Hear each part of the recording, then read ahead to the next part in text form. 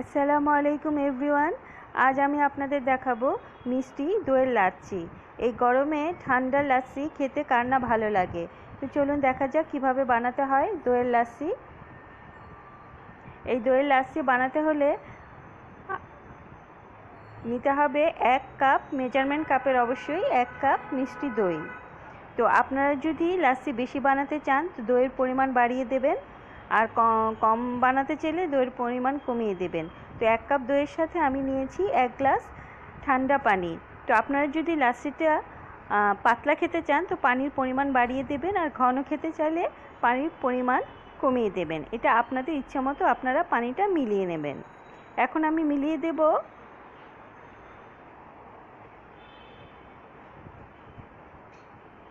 2 table চামচ চিনি।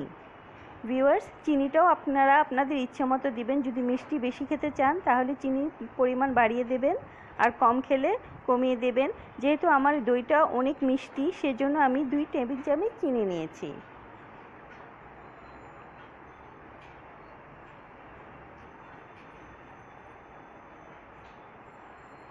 এখন নিতে হবে একটু কেওড়া জল বা গোলাপ জল, যেটা আপনাদের পছন্দ। এতে লাচ্ছির স্বাদটা দ্বিগুণ পরিমাণ বাড়িয়ে দেবে।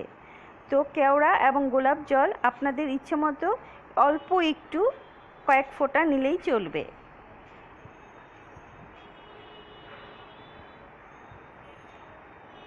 দিয়ে এর মধ্যে দিয়ে দিলাম কয়েক টুকরা বরফ, এবং এই সবগুলো আমি আমার ব্লেন্ডার মেশিনে ব্লেন্ড করে নিব।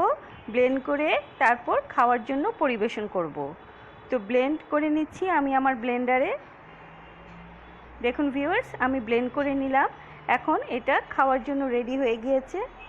এখন এটা আমি আমার গ্লাসে ঢেলে নিচ্ছি। দেখুন কি সুন্দর ঠান্ডা লাচ্ছি।